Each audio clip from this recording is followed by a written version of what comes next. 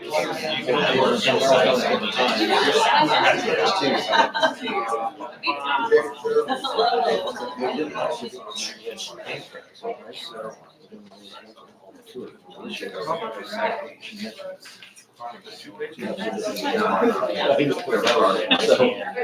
we have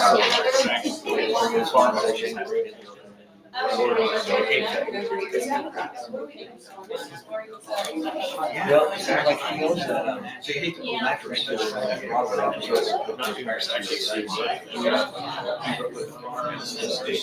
to sometimes there's two things you gotta do. Not really like Kansas basketball. Some freedom,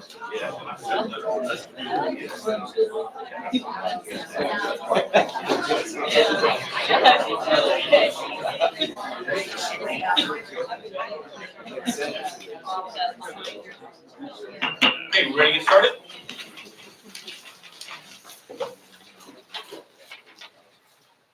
I pledge allegiance to the flag of the United States of America and to the republic for which it stands, one nation, under God, indivisible, with liberty and justice for all. Good evening, everyone. First, if you have a cell phone, if you'd be so kind, just either turn it off or silence it during the meeting. We would appreciate that very much. Also, for those members of the public who would like to address the board, there is a specific spot on the agenda for you to do so. I believe there are slips of paper out in the room just outside, which you can put your name on, and just so we know to call on you, that would be very helpful. So let's go ahead and get started.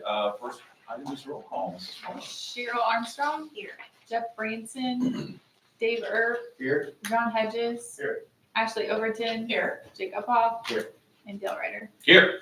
Okay, item 2, reception of visitors. We are going to kick it off with the Mattoon FFA chapter here to introduce the students are our 3 ag teachers, Tanya Ike, Rachel Volk, and Hannah Madeline. Ladies, the stage is yours.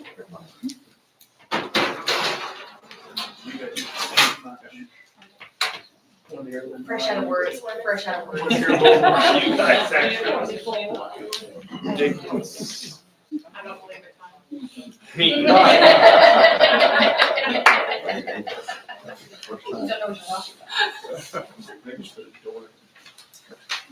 Hi, good evening, everyone. My name is Haley Anderson. I am a junior at Mattoon High School, and I am the current Mattoon FFA chapter president.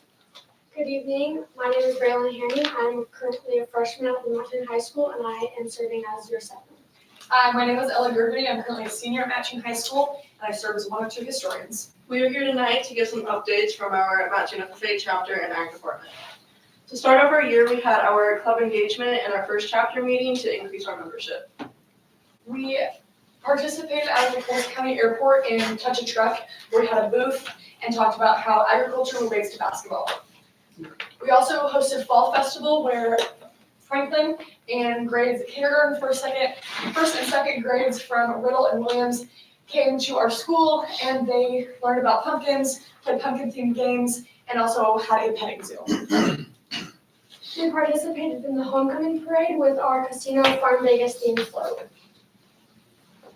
We also grew our leadership skills at the leadership training school at Lakeland.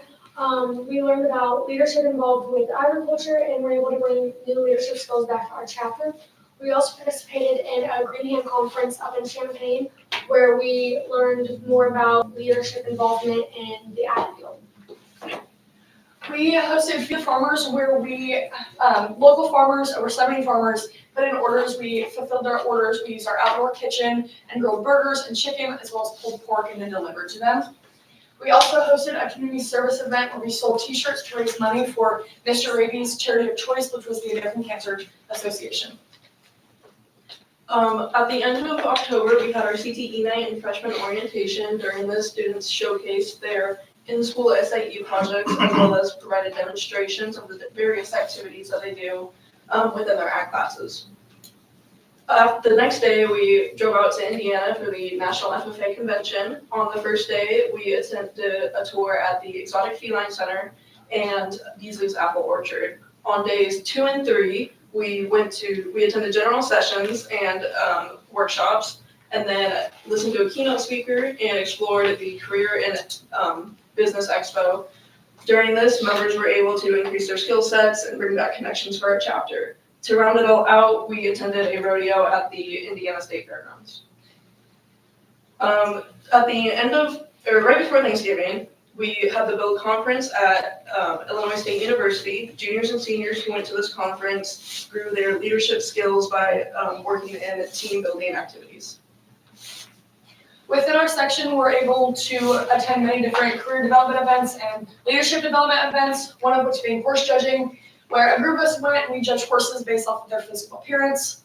Another CDE that we participated in was Ag Sales CDE, where a group of 4 of us competed.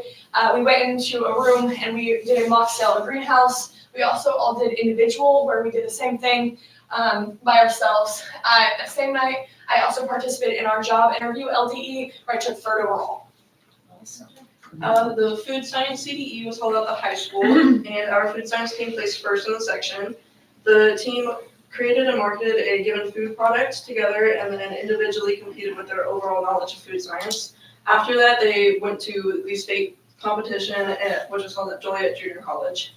The agronomy team went to Lakeland College as well, and they competed within the areas of equipment, weeds, crop, and insect identification. Our Gradian Quiz Bowl team competed in Newton last week. We placed 4th overall.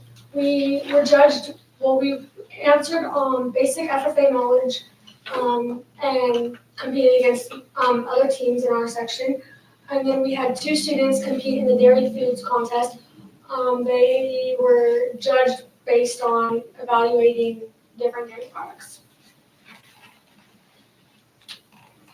Our Coles County Youth and Agriculture fundraiser is this upcoming Friday, December 12th. We invite you all to come out and join us. Tickets are $15. There is going to be a live and a silent auction along with a cornhole tournament, and it will be held at the Rural King Event Center. We really hope to see you all out there. Here's a list of some of our next semester events, which include many different CDEs and LDEs. Sorry. As well as we will have National FFA Week coming up in February. Here are some updates from our ag department classes. Our plant science class has been working all semester out in the courtyard with our raised garden beds. They just got done selling poinsettias. They are working towards our end of the year spring plant sale, and they are selling about 50 floral arrangements each month.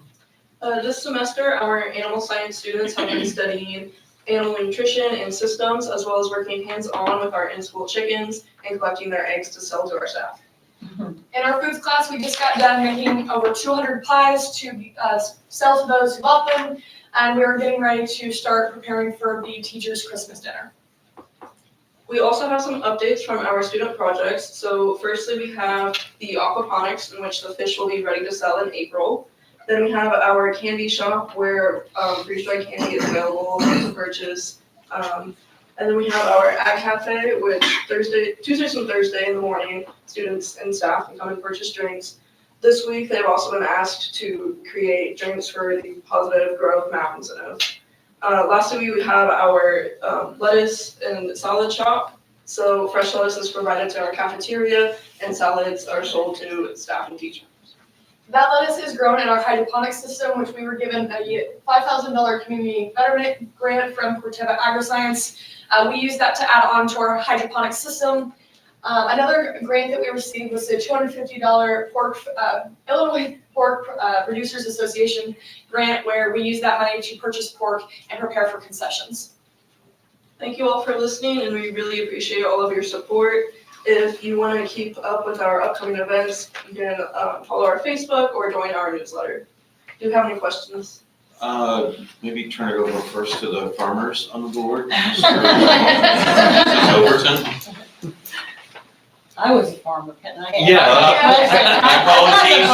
My apologies, Cheryl, you go You first. can take the girl out of You the go. farm, you can't take the farm out of the girl. Wonderful opportunities, I mean, in so many programs. How many students are involved with FFA, do you know?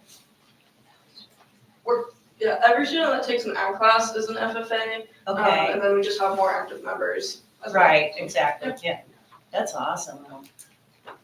Lot of selections. You guys did a wonderful job. Yeah, I was in FFA, so it wasn't too long ago that I was wearing that jacket, and I have it, and it does not fit. Thank you for asking. I would win the Ray game. Anyway, yes, great opportunities at our high school as always, and it's very close to my heart. So great job. Keep up the great work. So the fundraiser on Friday, do we come through the outside or so the outside entrance on the backside of the? Yes, come out through that backside. Okay, all right, thank you. If you haven't been out to, they mentioned the outdoor kitchen. I went to the it's amazing. And so I think that's a tremendous opportunity for students and glad you're able to use that. What brought you 3 and 2 FFA? What made you interested? Well, my brother was actually in FFA, and I saw all the stuff that he was doing, and I just thought it would be a great thing for me to get into. Yeah. So. My family's just been, really involved in the agriculture, community, and, I just thought it would be a great experience, and I was really involved in FFA at the middle school, so I thought it was a great opportunity for me to join high school. I took Mrs. Mellon's rural design class last year, and I absolutely loved it. And then I had the opportunity to go to the state convention over this last summer, where I fell in love with it. And then this year I've become an officer and really grown in it. Awesome. Great job. Awesome. When I was in the legislature, one of my favorite days was the day that some of my colleagues and I called Blue Jacket Day. It's when the FFA kids swarmed the state capitol. It was fun because we knew a lot of the kids. It was also fun to watch our Chicago colleagues have no idea what was going on in the building. That's February, you plan on going? It's in March. It's in March, you'll be going And they over? just released the date today. Okay, terrific. Enjoy it very much. Thank you for the presentation. Terrific. Quick shout out to our instructors once again. I think this program was reinstated back in the early 2000s, and Rich, I think, was at the high school as a teacher at the time. But it's grown to be able to host 3 facilitators, 3 teachers now. And as you saw, these kids did an excellent job of, and kudos to the middle school as well, who has started that FFA program and some ag programming as well. So appreciate the board's support for them to be able to do these amazing things to offer them to our students. So well done. All right, thank you very much. Well done. Item 2 on the agenda, 2.2 on the agenda, non-agenda speakers. That's an opportunity for the public to speak. I don't have any slips of paper in front of me. Is there anyone desiring to address the board? Very well. We will move on to item number 3. That's the consent agenda. It does require board action. These are the items on the consent agenda. Item 3.1, approval of minutes. That would include the regular board meeting from November 12th of this year. Item 3.2, payment of bills, which includes presentation of the bills for approval, the monthly financial reports by fund, and the budget to actual report. Item 3.3, the enrollment report. Item 3.4, approval of board policies presented November 12th, 2025. Item 3.5, approval of Mattoon High School overnight trips. They include the MHS JROTC attending the 3rd Brigade Drone Championships, February 20th and 21st, 2026 in Camdenton, Missouri. The MHS Winter Guard to attend the Mid-Continent Color Guard Championships, March 27th and 8th, 2026 in Springfield, Missouri. Finally, the last item on the consent agenda is the Freedom of Information Report. Is there any, first of all, do I have a motion to approve the consent agenda? Motion. A motion by Ashley Overton. Is there any discussion or are there any questions about the items on the consent agenda? I'll second that. Not, we have a second from Dave Erb. Any questions? Mrs. Bowen? Branson, Earp, Yes. Hedges, Yes. Overton, Yes. Uphoff, Yes. Armstrong, Yes. Ryder. Yes. Item 4, reports and recommendations to the business manager. Mr. Gear. All right, thank you. We will start today with 4.1, board action to approve the fiscal year 2025 audit report. And we have Nicholas Helton here from Kemper, who's going to speak a little bit first about this, and then I'll take over after that. So, Thank you. I always like to start out by saying thank you and give a shout out to business manager Ryan and the accounting staff. Everybody takes a bunch of time out of their day to help us with the audit, and it goes on for a couple of months. And we boil it down to one sheet of paper, so I wanted to emphasize how much work goes into this. So thank you to everybody for that. And in regards to the audit report, I don't have a whole lot of news there because I was able to get a clean opinion both on the financial statements and the federal compliance. We specifically tested Title I and child nutrition this year for the federal grants, and we didn't have any issues related to those whatsoever. So all these numbers here are straight from the audit report, but before I dive into those, did anybody have any questions about the report itself? We're going through here. This is the key financial metrics here. So if there's anything you guys want to see, please let me know, because this is just a summary I put together. So starting at the top, we've got the cash and cash equivalents. And I'm going to focus on fiscal year 25 on the right here and the change from the prior year. So where you guys ended up at June 30, 25 was $24.9 million for your cash reserves, which is up almost $1.2 million from the prior year. And a little context for that is your days cash on hand. And what that is a measurement of how long the district could operate with the cash reserves if money stopped coming in today. So that's a measurement. And you guys would last 182 days. And that is an increase of 5 days from last year, which is much more important than it sounds, because ISB's target for you guys is 180 days, and that plays into your financial profile score. So you got a perfect score related to that this year. Next up, you got your long-term debt outstanding. You can see that's just steadily making its way down over the years, and that's just making your regular payments on debt. So I would expect that to trend downwards until zero unless new debt is issued. The next section here, we got your revenues and expenditures. You can see your revenues, they're pretty consistent with the prior year. They're at 52.5 million, and your expenditures were up a little bit this year, and that will fluctuate a little bit based on the timing of when expenditures are incurred crossing the end of the fiscal year when you get your reimbursements. But you can see 24 and 25 are a little more consistent than the previous years, and a lot of that reason is because of the COVID money tapering off. So I expect the future years to be much more consistent with the past couple of years with anything else substantial happening. And all in all, the revenues over expenditures, essentially net income, you're at a positive 1.3 million this year. This next section is your estimated operating expense per pupil. That is 16,000 this year, and that's up a bit. And I always try to compare to the state to show how you guys are performing against the state average. And their data isn't available for fiscal year 25 yet, so I've got 24 presented. They typically trend upwards as well. So you guys are still beating the state average right there. And then your per capita tuition charge, same story. That's what you would charge a student from outside of the district to attend based on your expenses and things like that. So this year you guys fell at 13,500, and you're still beating the state by a couple thousand. And then all that to say, your financial profile score went from a 3.9 to a perfect 4.0 this year. So congratulations, you guys are perfect marks across the board.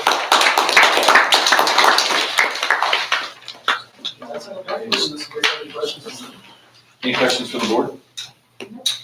I've got a few more slides after this to kind of go over some things that Okay. would be like, but again, thanks to Yes. Nick and his crew. You know, they make it easy to work with, and I would say, you know, my staff, of Rebecca, Katrina, and Nicole, they do most of the legwork for the audit, and they come to me when they need something, but they do all the work, and those three deserve a lot of credit for what we do in our office. Thank you. Thank you. Appreciate the work very much. Thank you. All right, a couple other things that ISB requires us to do every year. And one is to show fund balance, which Nick talked about the fund balance on that $24,949,267. This is broken down by fund. You can see this is what we had June 30th of 2024. This is what we had June 30th of 2025 this past summer. So the ed fund went up quite a bit. O&M went up a little bit. That sort of stayed right, exactly the same. Transportation up a little bit. IMRF went down a little bit. That was because of that advance payment we made last December. Capital outlay, working cash is always going to go, or should always go up because of the interest that we earn, and we don't have any expenses out of working cash. And then life safety, went up very little, just $1,000. So those are our fund balances. And again, he rounded up 181.63 days cash on hand, which the state wants us to be at 180. This next one is what Nick was talking about. This is kind of since FY17 to FY25. These are our financial profile scores here. And we look back, they started doing this in 2004, I believe. And this is the first year we've had a perfect score, since 2003, actually. So I'm proud of our team for this. I'm proud of the board. The board should be proud of this as well, because we're being fiscally responsible and doing what the state's asking us to do. So we have that. And then this next one, when we talk about fund balances, again, the state looks at it in different ways. This is another way that the state does, and this is a statute that you have to follow by the state, and they ask you to do this every year and present to your board. And this is just taking 3 of the funds, the ed fund, the O&M fund, and the transportation fund. We take our last 3 years' expenditures and average them. And then we take the number, or we take the fund balance divided by the average of those, and we need to be below 2.5. If we're above 2.5, then we would have to make a plan to pay down some of that extra money. I can honestly say we're never going to be at 2.5 because we would have to have like $100 million in our fund balance. We're never going to get there. So this is just something that the state requires us to do every year, so we can just follow those numbers and make sure that no action is needed on this. And that's all I have. So it is recommended that the board approve the FY25 audit as presented. Motion. Second. Yes, we have a motion and a second to accept the 2025 audit from Kemper CPA. Any questions or on board? Are we going to try to pay down on that item? We'll see where we're at. We changed the levy a little bit, so we levied less money for that account. So Okay. we've had a surplus in that account for several years that we could pay that down a little bit. Right now, we're right on budget for that. I think we don't have to do it in December. We did it in December last year. I think it'll make more sense to wait till June and kind of see where we're at. We could always do it right at the end of the fiscal year if we wanted. If we're gonna have surplus, we can pay some of that down in June. I think that's more logical to do it. Because last December was kind of a guess, where we were exactly gonna be. So this will allow us a more accurate representation. Cash on hand, is it able to sit into like a high yield account for? So ours sits at First Mid, and so the state has requirements of where you can invest. It pretty much has to be guaranteed money. You can't invest in Bitcoin or something like that, all right? It can't be very volatile. It's pretty straightforward. We have a deal with First Mid that keeps all of our money, and we're a quarter point higher than what the national rate is. So, I mean, I don't think we've looked, there aren't any CDs or out there anywhere that can beat what First Mid is giving us. So I think we're making the most of our money that we can, and we always have access to it because it's sitting at First Mid. So, but we have looked into that, and we continue to look into that. If there's better options to invest it in, we would. But right now, I think it's in the best place it can be. Yeah, good question. I mean, looking through the past financial years, it's pretty cool to watch the number of days go up in hand and the debt service to go significantly down. In 3 years, paid off almost $8 million. Yeah. And we're gonna continue to do that about I think it's $1.9 million a year we pay off in debt, and that should all be off the books within the next 7 years. Yeah, great job. Thank you. Any other questions? Okay, we have a motion and a second. Yeah, Earp, Yes. Hedges, Yes. Overton, Yes. Uphaul, Yes. Armstrong, Yes. Branson, Ryder. Yes. All right, 4.2, board action to accept a donation from Ameren. This is a donation to the Lyft EV program. It's a cool project here, and we had somebody from Ameren that wanted to be here tonight, but he couldn't. So I'm gonna go through slides, and Dan's gonna interrupt me if I mess anything up, or if he wants to add something to it. That's fine. Yeah. Right. You need to explain anything? Yeah, Dan has the EV program on his floor over at Lyft. So what we want to add to the EV technologies, we currently have the EV car that we do. This is going to allow us, and the grant will pay for all of it, all the parts, all the materials, everything we need for 5 go-karts that are EV, that are electric vehicles.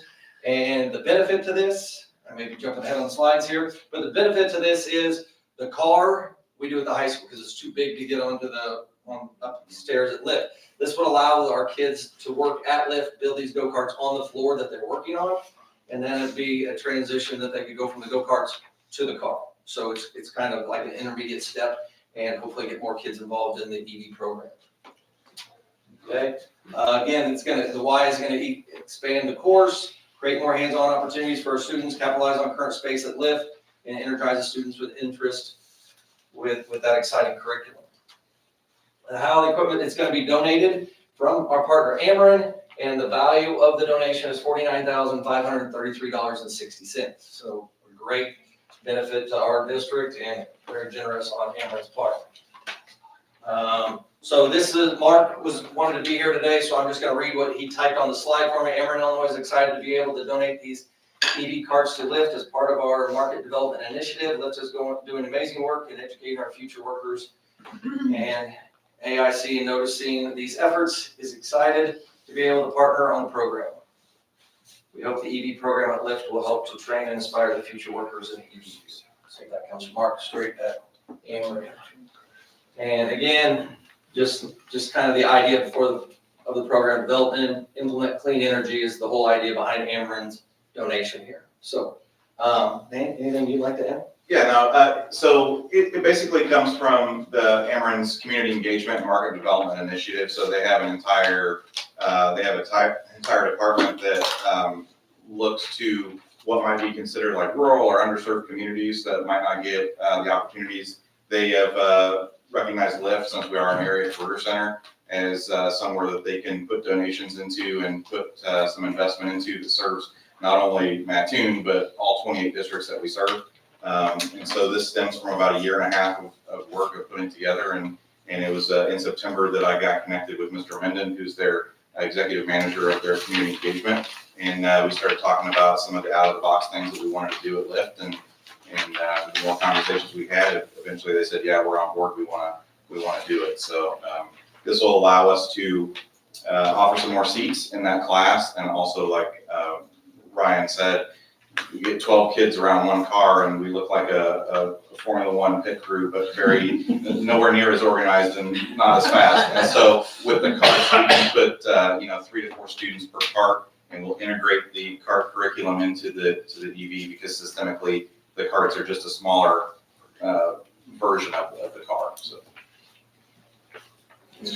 Questions from the board? Great training for the mini cars and trucks that are coming out now, the hybrids and different combinations. All right, so we have recommended that the board approve this donation.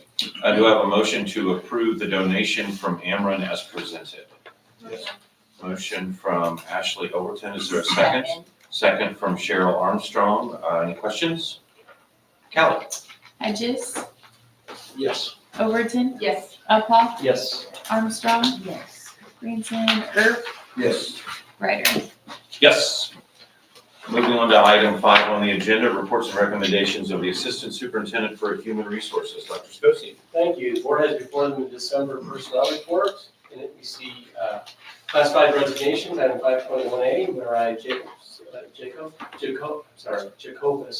think I'm saying that right, is resigning as the district guidance counselor intern effective December 12th, 2025. Alicia Meiser is resigning as district guidance counselor intern effective December 12th, 2025 as well. Certified appointments, recommending Aaron McDaniels as Williams Elementary School LDS1 teacher effective for the beginning of the 26-27 school year. And then you have Janet Beckman recommending substitute teacher, Emily Hale substitute teacher, Haley Smith substitute teacher, and Matt Spat substitute teacher. All the licenses are pending. They're recent EIU grads in teacher education, so we're excited to have them, keep them on board, 7 for us this year. Classified resignations, Ellie Levinek as resigns Banking High School classroom para effective December 1st, 2025. Classified resignations, Mary Martha Brown is resigns Ville Elementary School 11-month secretary effective January 30th, 2026. Rebecca Eaton is resigns Transportation Service Bus Aide effective November 28th, 2025. And then Terry Vaughn is resigns Williams Elementary School Supervisor effective November 12th of 2025. Classified appointments, Haley Henja is recommended as Williams Elementary School parapro effective January 5th, 2026. Stephanie Sanders as Williams Elementary School 101 parapro effective December 15th, 2025. And Houston is substitute para, getting her licensure, and then Alicia Eric and Katie Rice as volunteers effective. Extracurricular resignations, Carrie Beach is resigning as Benton High School assistant basketball coach effective for the end of the 25-26 school year there. We'll make that change in minutes. And then there's also an addendum. Certified appointments, notably Trina Becker, recommending as substitute speech pathologist effective immediately. Beth Bergstrom, substitute speech pathologist effective immediately. Anna Van Height, substitute teacher effective immediately. Karen Wicker, substitute teacher effective immediately. Lincoln Scott is resigning as Rural Elementary School supervisor effective January 1, 2026. But then we're recommending him as a substitute supervisor effective immediately. Are there any questions? Seeing none, then I recommend the board accept the personnel report as presented. Do I have a motion to approve the personnel report as presented? Motion from Cheryl Armstrong, is there a second? Second from Ashley Overton, questions? Kelly? Overton, Yes. Uphoff, Yes. Armstrong, Yes. Williamson, Erb, Yes. Hedges, Yes. Ryder.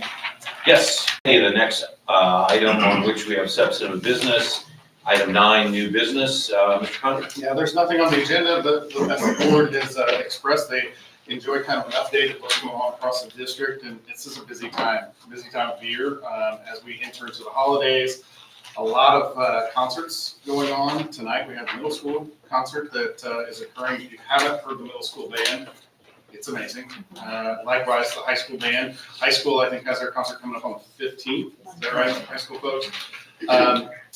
We have tomorrow night the elementary winter band concert at 6 p.m. And I think, Mr. Duckett, you've also got a wrestling triangular that's occurring tomorrow night as well. So, again, many things going on. 3rd grade concert and 5th grade band musical are going to be held on Thursday. The concert's over at Williams at 6 p.m. and the musical will be held at Riddle at 6, as well as the Franklin Preschool Christmas Family Night. So I'm sure any of our buildings would welcome you to attend if your schedule allows. And to wrap up this week, we have another big mega night occurring with Mahomet Seymour. Last week we did with girls and boys, JV and varsity basketball. So busy night happening over at the high school again this Friday against our rivals, the Mahomet Seymour Bulldogs. So lastly, we have the Franklin Preschool Christmas program that is occurring during the school day on the 19th, which is the last day. So if you want to see some really excited preschoolers, that is the place to check that out. So just want to say that, it's an exciting time, and I appreciate all the opportunities that our students and staff provide for one another and our families are supporting. So I think it's really important, especially as things get a little bit stressful around the holiday seasons, that we keep that in mind and continue to support our students. Lastly, just would like to recognize Dr. Wilhoit, who is not yet formally started her position, but traveled from a Chicago conference to attend a board meeting in addition to her board meetings over in Shiloh. So just want to give you credit there. Appreciate you being here. Must be bored. Okay, Mr. Conrad, thank you very much. That wraps up the public session, substantive-wise, in terms of our meeting. The next item we have, you can see on the agenda, is an executive session. The board will be retiring into executive session to discuss matters pertaining to student discipline, matters related to probable, imminent, or pending litigation, and matters pertaining to the purchase, lease, or sale of property. It is the board's plan, once we emerge from executive session, to come back into the public session only for purposes of adjournment. So there won't be any substantive business taking place after we return from executive session. You're always welcome to wait for us, but there'll be nothing to watch after we get back. So with that, thank you everybody for attending, and Merry Christmas. Oh, we need a motion to adjourn. No, we need a motion. We need a motion to executive session. That's exactly right. Excuse me. Okay, do I have a motion to retire into executive session? Yes. John Hedges, we have a second from Jake Uphoff. Calvin? Uphoff, Yes. Armstrong. Yes. Branson, Irk, Yes. Hedges. Yep. Overton, Yes. Ryder. Yes. Can I say Merry Christmas? Yeah. Merry Christmas. It will be upstairs. I know. I think I'm gonna steal it back. Hey, guys. Great to find out from you. I do actually appreciate you. I don't think that joke landed as well. I know.